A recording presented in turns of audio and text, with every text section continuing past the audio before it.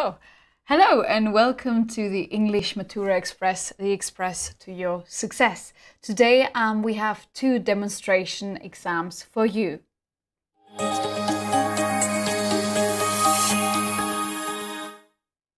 Hello and welcome back. My name is Maria and today we have demonstration exam time. Yeah. Okay, so let's start with the first demonstration exam.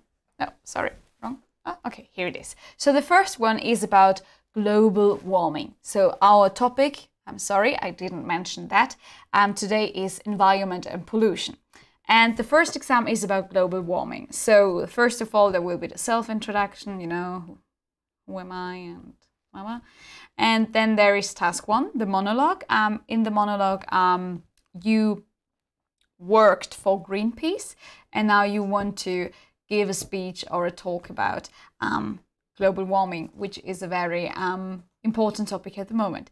And so you talk about global warming and you talk about what causes global warming, you talk about the effects of global warming and then measures to reduce global warming. So you can talk about measures that the government should take and also measures that you can or should take. Yeah, so that's it with the monologue. And then there is the dialogue. For the dialogue, again, you have a text. You have to read this text, get some information from it, and then talk about it in a discussion with your conductor or teacher. Yeah, it's about how to reduce your carbon footprint. So probably good to know what a carbon footprint is. Okay, but I think that's it. Yes. Are you ready? Yes, I'm ready. Ready? Okay. Ah, nice lightning. Ah, here it is. Okay, good. So, I don't have my notes. Never mind. Hi. Okay. So, can you Hello. please introduce yourself? Why are you here today? Yes, Chris. I'm Mark and I'm 22 years sorry. old. Oh, I'm sorry. No, I called you Chris. Chris. But I'm maybe it's Mark your second in this name. case. I'm Mark and I'm 22 I'm years sorry, old. Mark. And I'm used to be a bricklayer. Okay. But now I'm doing the A-levels. Why do you want to take the A-levels?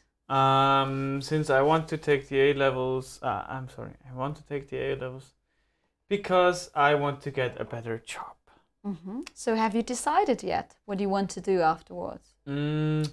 My old boss told me if I do the A-levels, I get a better job and don't have to work at building sites anymore. Okay, what about your hobbies? What do you like to do in your free time? I'd like to play with my dog, Cinderella. And sorry. What's it? It's a cute name. Yes, Yeah. I know. Thank you. Do you really have a dog Yes. named Cinderella? Yes. I'm sorry. Dog. Like to play with my dog. And I also like to go fishing. Okay. Yeah. That sounds Turtle good. fishing. No, I'm sorry. Fishing. Okay. Good. I'm sorry. Ooh, it's too late. Jokes. Yeah, it's good Yeah, okay. to warm up. Yeah. Okay, so now let's move on to task number 1. So you may deliver your speech whenever you're ready. Of course. Dear ladies and gentlemen, welcome to today's talk about global warming. Global warming is something that affects every one of us. We can even feel it, since it's called global warming, and warming we can feel. I'm going to talk about 3 aspects today. At first, what causes global warming, the effects of global warming, and then measures that can be taken to reduce global warming. So, global warming isn't actually that a complex topic. In general, global warming, of course, there's a natural global warming. That's why the ignorants always refer to it, that there's a natural global warming and we don't need to do anything about it. But global warming is caused and that a lot of studies prove it, global warming is caused by exhaust fumes, by fumes that are, or gases that are produced, CO2 and so on, that are produced by companies, or so not companies, but actually by the industry actually. Can also be, of course, every engine that has some exhaust gases, no matter which exhaust gases contribute to the global warming, especially coal plants or coal factories where they produce electricity with. They emit a lot of CO2. They're a real big problem. Planes and container ships too, of course. So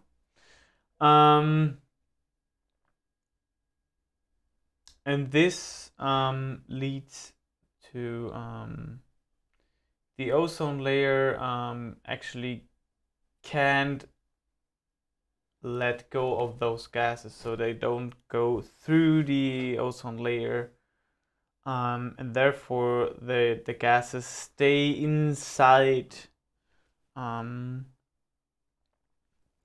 planet. So that's like a veil that's around the globe, and therefore, of course, a warming happens, which brings us to the effects of global warming. It gets warmer, of course. We feel it in different places on the planet Earth, of course.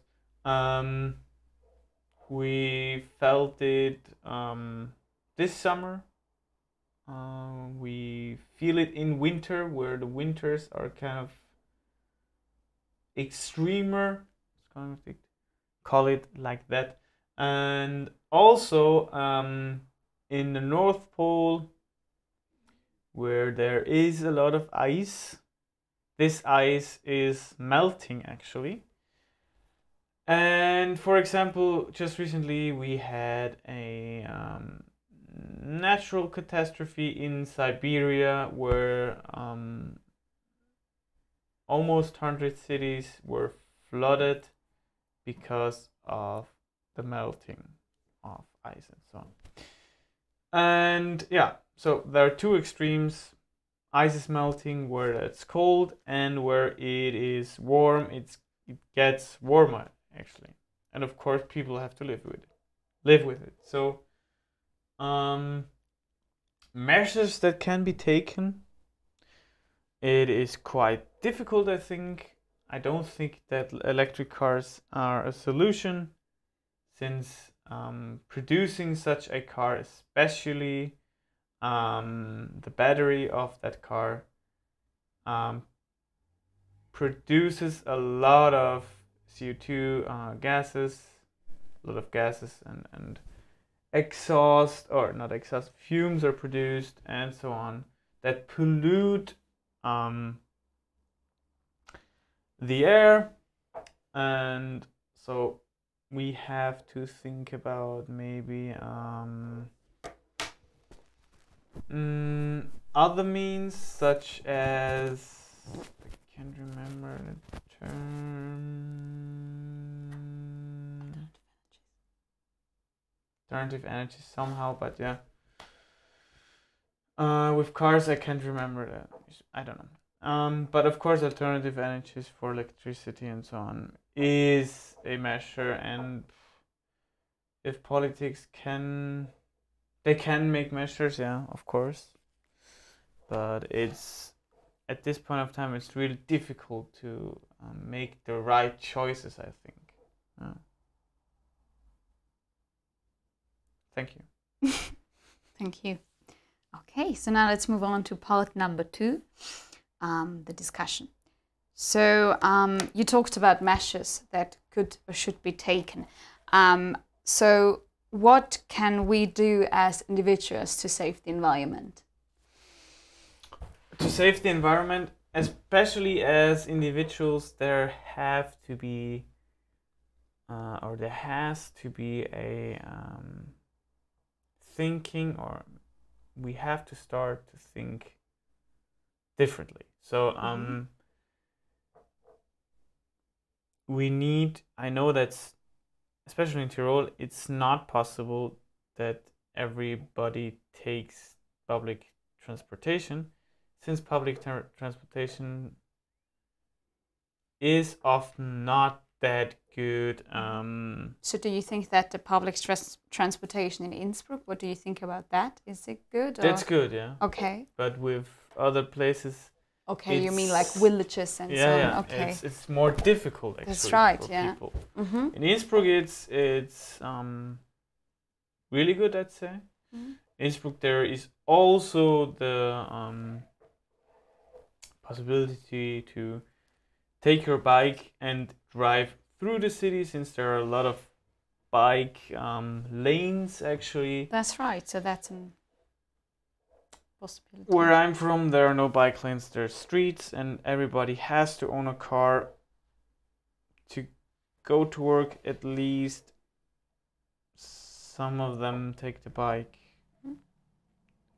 which is also a solution, of course. But if you have to drive 20 kilometers, I think it's a bit long. And I think it's getting better, but they just need to change people's awareness that you don't need a car for everything, but you also have to have public transportation. Without it, it's not possible. So talking about awareness, do you think there is a lot of ecological awareness in Austria? So do people think about the environment? Yeah, there are a few. So who is it? A certain group of people, or what do you think? I think mostly younger people, but I don't want to judge the older ones. There are a lot of course, older ones that think about it, since they kind of thought about it, or take care of our environment and our planet, because they did in their young age, or when they were younger. And of course, the young people nowadays have a bigger awareness, especially through social media and so on. That's right, yeah. Facebook, Instagram, and so on. They even demonstrated in Innsbruck, which was, I think, very cool move from the students, and that the teachers. I think they are still demonstrating. Oh, yeah. So every Friday. That the teachers supported. Of course, they don't have to work then. But that's awesome. It's more important than just telling them something that they already might have forgotten. That's right. Yeah. So, what should the government do? The government should actually also work on awareness programs or informational talks or something. But also the government should make it more attractive for people to use public transport and use the bike, such as in the Innsbruck example. There is not the government, but of course our regional, so the mayor actually, he does a lot of it. He is really concerned about the environment and works hard on it. I think that's a way to do it. So, okay. of course, every time there are ignorance, but yeah, that's how it is. Okay. Thank you, Chris. Mark, I'm sorry. Yeah, doesn't matter. Okay, so now let's give him feedback. So the self-introduction was fine. I mean, his name is Mark. I got that now. Not Chris, but yeah. And then the part one, the situation. He did a good opening with it. He talked about, okay, global warming. So we have warming in the word. So it's probably something about warming. And that was great. Really fun to listen.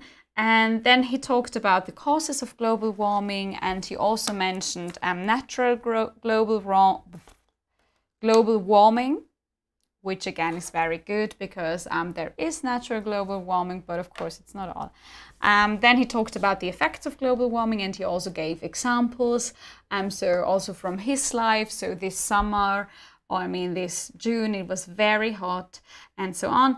And then he also talked about the measurements about how to tackle the problem of global warming. And he also touched upon the topic of e-cars, which shows us that he's really well prepared and that he reads the newspapers, which is great because now he has some information on, okay, maybe e-cars aren't the best option because there is a lot of pollution because of the production of them. So yeah, that was really good. And then we had the discussion. Also in the discussion, he was also able to give good examples. He talked about Innsbruck, but also how it is in other parts of Austria, and that it's not always that simple to use public transportation, because of course it sounds good, yeah, use public transportation, but not always is there public transportation, and then you have to use the car or walk for about 5 hours. And yeah, that was pretty nice. And also he talked about Innsbruck and the mayor of Innsbruck and what others can do. So good job. If you have any questions about this exam, again, please just leave us a comment. And yeah, but now let's go on. No, I would just show them and then we go on. Okay. So we have another demonstration exam with you, or for you.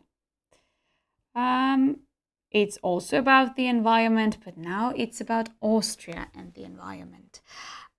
We will skip the first introduction because we know his name is Mark and he has a dog and so on. And then we move on to part 1, which is about Austria and the environment. You work for a well-known environmental protection organization, so whatever you want, WWF or Greenpeace, whatever you want. And you are at a meeting in Vienna, at an international meeting, and you talk about Austria. And you talk about the pollution and the environmental threats in Austria. Then you talk about the energy situation. So do we use alternative energies or not? And you talk about how to raise ecological awareness in Austria. So what's the situation like? Yeah? Good. And then there is a task 2, which is about alternative energies. There is a text, what is alternative energy? So pretty straightforward. But it's also about, okay, what are the benefits of it? What are the drawbacks?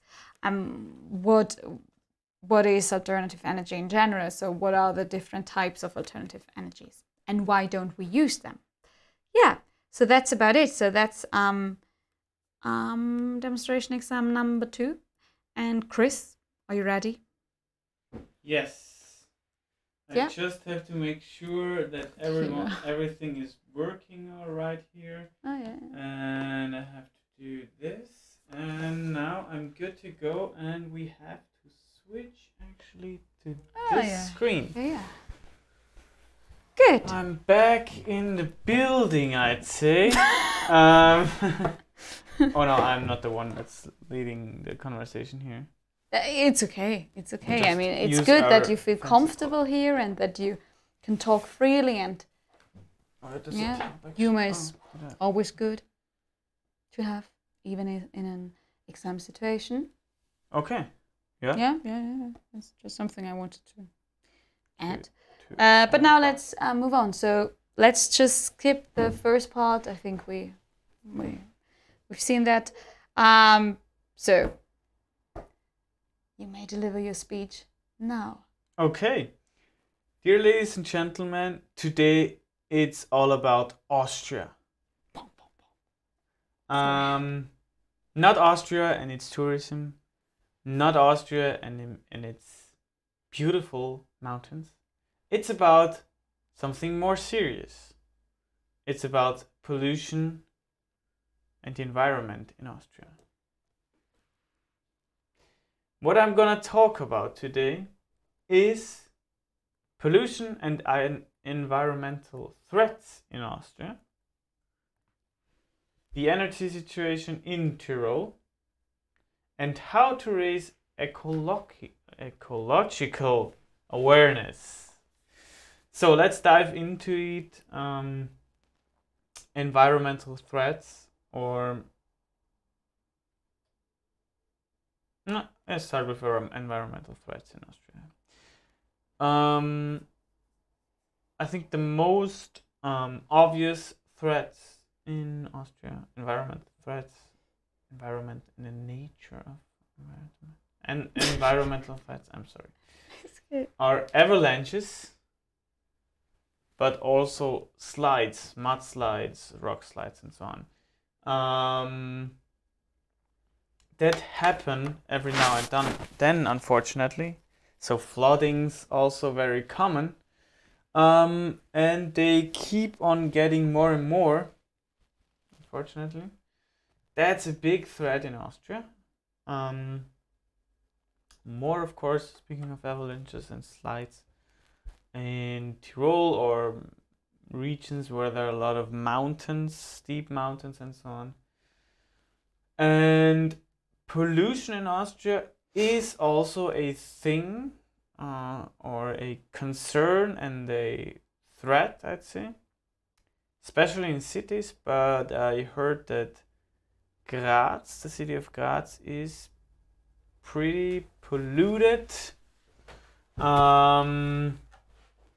I don't know exact data about it, how worse it is actually, but I know that they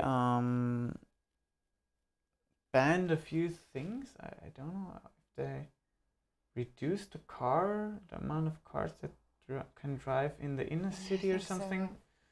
So measures by the local government, and of course in Innsbruck there's also pollution, and in Tyrol, for example, the Inntal Autobahn, there is a lot of traffic. Of course, it causes a lot of pollution. And speaking about the energy situation in Tyrol, or speaking about Tyrol, we're gonna speak about the energy situation. We are fortunate enough that there are a lot of mountains in Tyrol, and therefore there are dams. So dams that store water. So artificial seas that have the ability to produce electricity through the water, of course, through turbines, through hydropower. We can make a lot of our electricity that is needed. Especially Tyrol is a very industry-focused country. It's a country.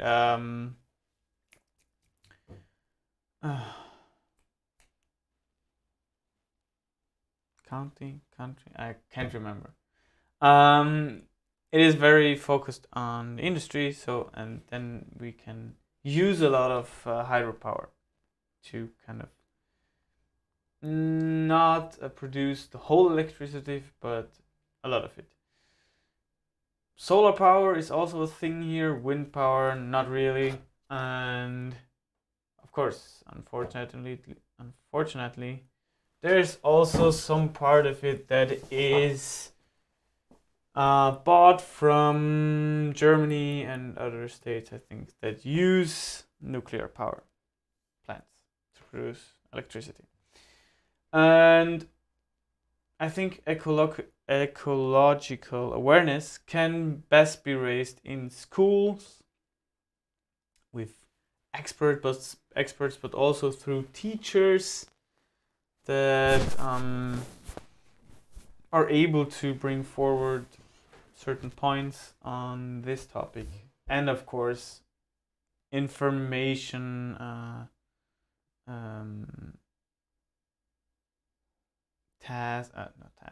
information talks and so on. No. Thank you. Thank you. Okay, so now let's move on to part number 2, which is about alternative energies. I mean, you've mentioned some in your monologue, but can you just sum up, okay, what are alternative energies? Sorry. Yeah, alternative energies, of course, we have solar power, we have wind power, we have biomass. Not very common. Wind power. What's so alternative about them? So why are they called? Actually, biomass is if you produce, for example, you use the decomposition process that produces gases, and then you can use those gases to run a turbine, and this turbine then produces electricity, for example. Okay. Wind power, of course, is the thing. We have hydropower even in rivers. Okay. So I think in Kufstein, I don't know, there's kind of a short thingy where hydropower is used. I think so, yeah. That's right. So what are some benefits of alternative energies? So why should we go for alternative energies? Yeah, basically, if we think about solar and photovoltaic things, power, they do not produce any exhaust gases, and of course, they're not that dangerous compared to nuclear plants. So why don't we use them? Are there any drawbacks? It's expensive. It's really expensive. And it takes way longer if you think about the investment side, that you kind of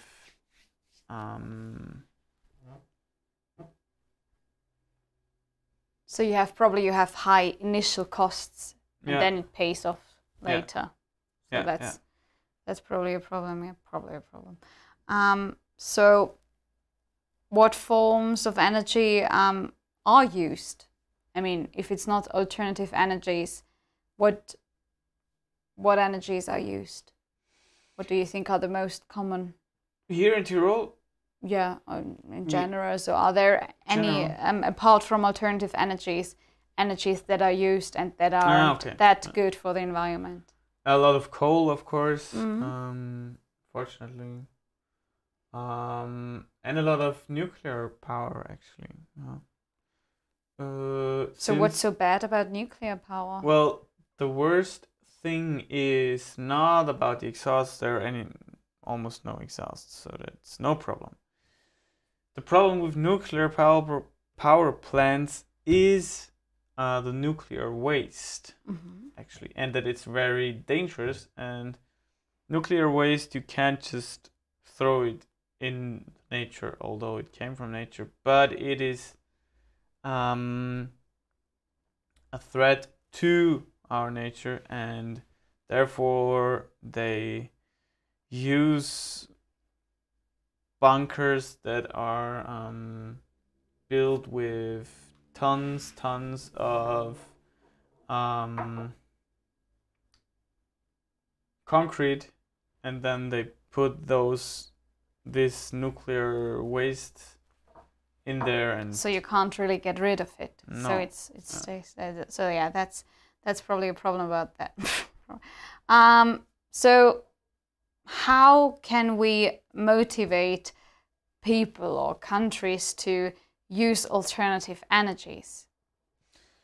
I think we have to make people aware that this is our planet and we just have one planet left, and there are actually a lot of statistics that are warning that we have to do something now. And I think that's a good start to kind of maybe change some people's minds. Yeah. Okay, thank you, Chris. You're welcome. Good, so now let's give him some feedback.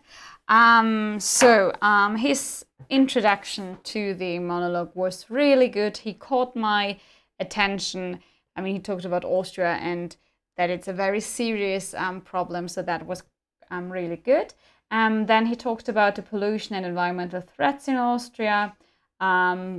He talked about traffic and avalanches, and maybe you can also talk about glaciers that are melting. So there are a lot of, there is pollution and there are environmental threats in Austria as well, like the rest of the world. Yeah. So then he talked about the energy situation. He mentioned all alternative energies and where they are used. So he's really well informed about the topic, and that's something you should strive for. So something you should achieve. Yeah. So prepare yourself well, and then you can really act like you are an expert, because you are an expert.